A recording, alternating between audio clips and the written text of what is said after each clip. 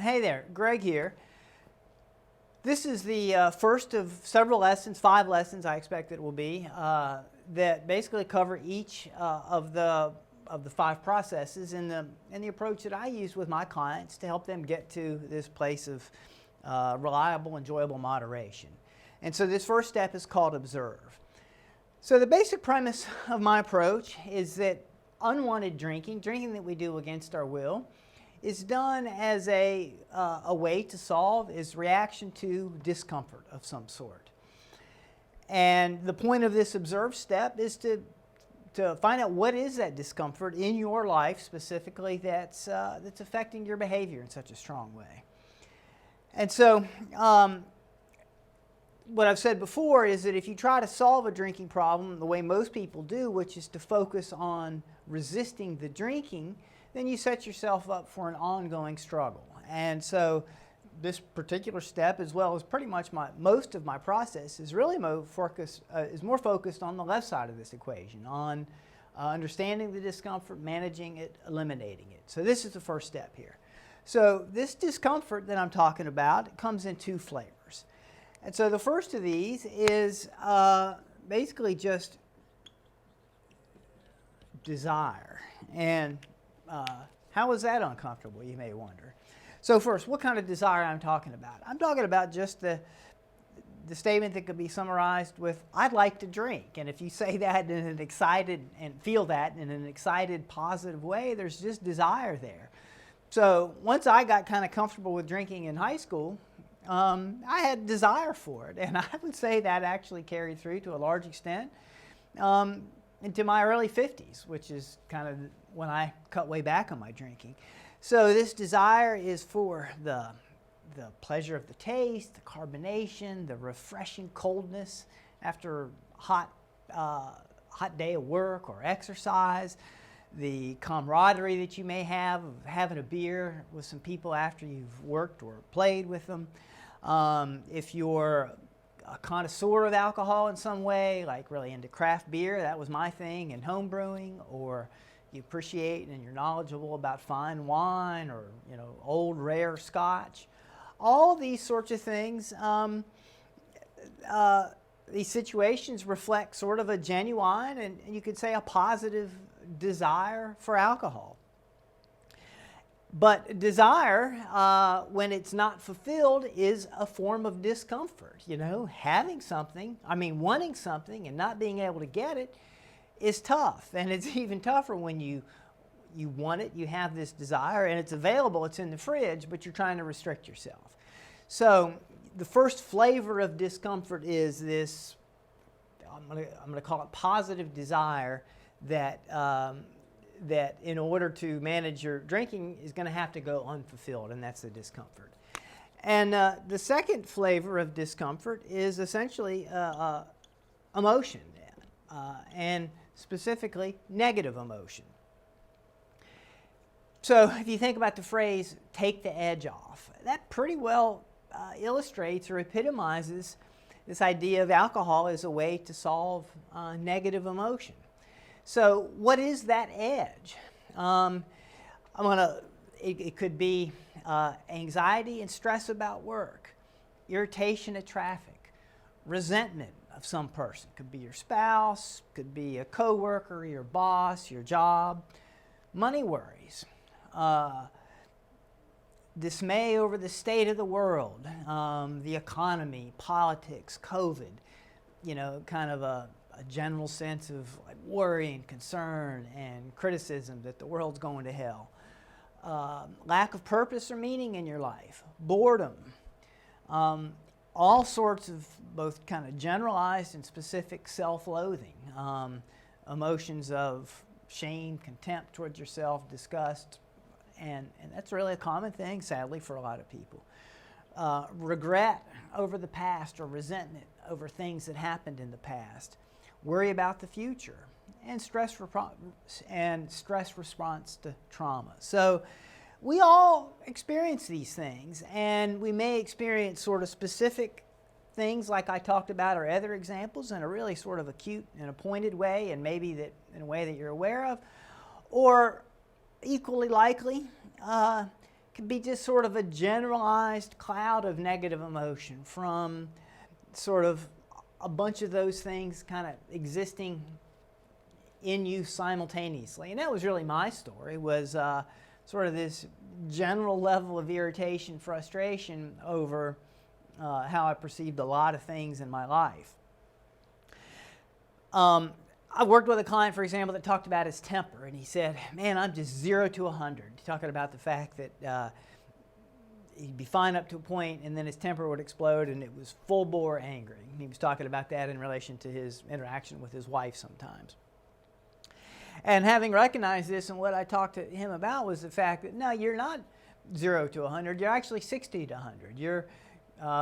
And this guy was kind of a high-stress guy, but I could totally see myself in that, kind of cruising along at a stress level of 60. So when you go get really angry, it's not that big of a jump. You didn't jump from 0 to 100. You were already halfway there.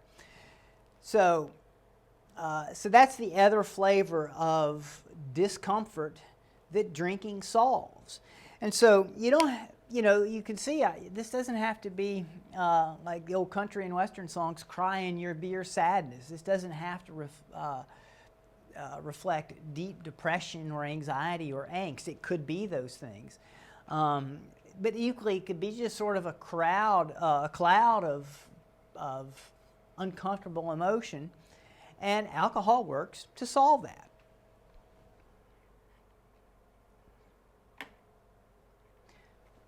So the first step in the moderation process is to understand which of these discomforts, and it could be some of both, you're facing and dealing with, and really get a very clear picture. And the way you do that is by paying attention to yourself. There's kind of two parts to the discomfort, and this is kind of different than these two labels. And sort of one element is cognitive. And by this I'm talking about the thoughts in your brain, the sentences in your brain. And that's one of the things you want to get in the habit of observing. What's going through your brain when you're contemplating a drink, when you have an edge that needs to be taken off. And the other is, and the cognitive, it drives the emotions. So this is still part of emotion, but I want to make a distinction between the part of us the part of it that you're probably it's going to be easiest and most obvious. Oh, I was thinking X. That's the sentences in your brain. And then when I talk about the emotional aspect of it, that's actually in your body. That's a visceral sensory experience, because this is how we experience our emotions, actually, as sensations in our body. We may not be consciously aware of them. Most of us are pretty oblivious to them. I know that I was for most of my life, but that's what we want to change. We want to stop being oblivious to the physicality of our emotional experience and start to get tuned into it, and come to understand that that edge for me actually feels like a pit, like right here in my solar plexus, or butterflies in my belly, or tension across the back of my neck and shoulders or jaw, that kind of a thing. These sensations that make up emotions, they can be kind of generalized, like a sense of heaviness, of being smothered, of being closed in. A more common sort of sensation for me is sort of a speedy, urgent sensation, and I don't necessarily feel it in any place. It's just kind of an overall sense of urgency and kind of speed. And so as you do this process of observing, realize that you may notice some sensations right here, or it may be this sort of generalized feeling that when you pay attention to, a buzziness, for example. And I don't mean alcohol buzz, but I mean like a bzzz, an electric buzz.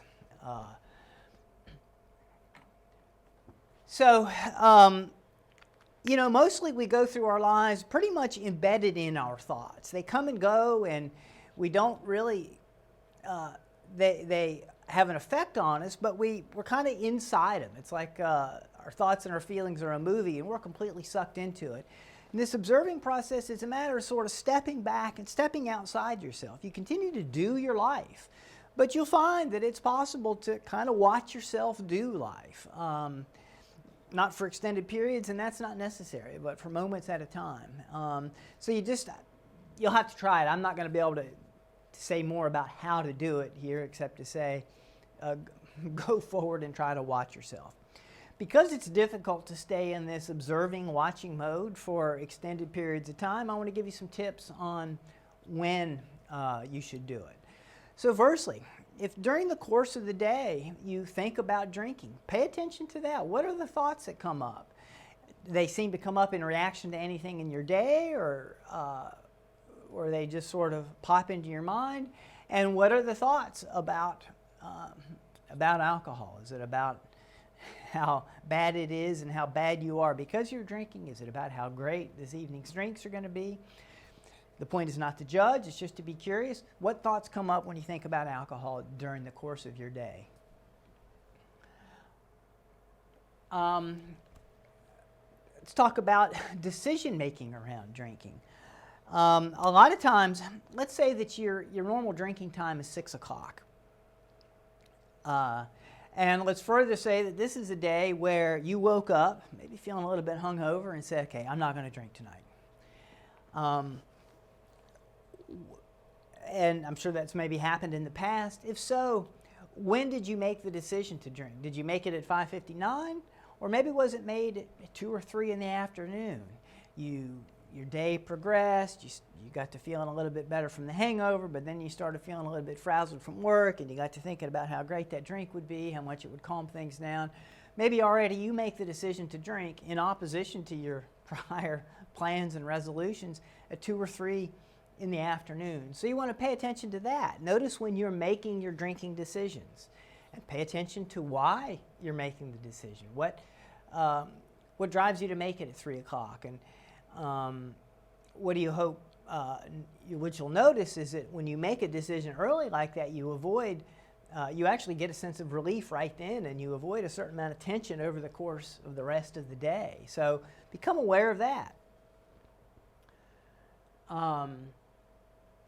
And then, where you really want to pay attention is just before the first drink.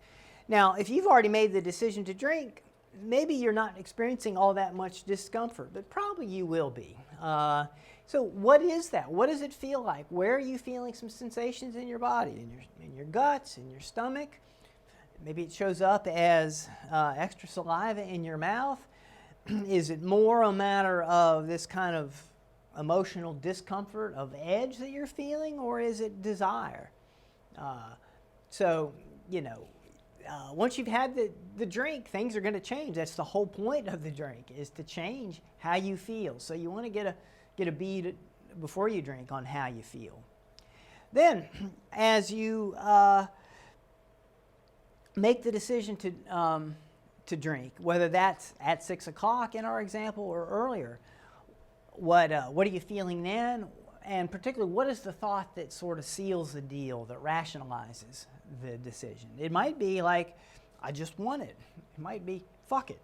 Whatever. What is kind of the thought that underlines, hey, I'm going to drink? Then, as you drink, check in with yourself. What changes? How did those feelings and maybe the thoughts that were creating the feelings that were present before you drink, how do they change with 1 drink, with 2, with 3? If you drink 3 drinks, why are you having the third? Is it just momentum? Is it a lack of awareness? What you can start to ask yourself then is, if, for example, you have the first drink to get that glow of relaxation, to take the edge off. It's interesting to pay attention to whether maybe 1 drink does that, or 2. And by the time you get to the 3rd drink, the discomfort's already been solved. And why are you having the 3rd drink? So at this point, it's not to change that behavior so much, just to become aware of, again, the thoughts and the feelings that are present in your body as you make decisions about drinking, as you drink, and watch how those things change. So that's it for now. This observation process is not a thing you're going to do once and then move on to the other steps. It's a continuous thing, but this is the place to start.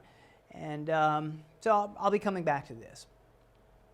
So do it in an open-ended way. I wouldn't be in a hurry to use this to change your behavior. You may find that awareness and paying attention does make it sort of easy to start to cut back, to make some different decisions than you've habitually been making, but that's really not the goal initially. All right, thanks.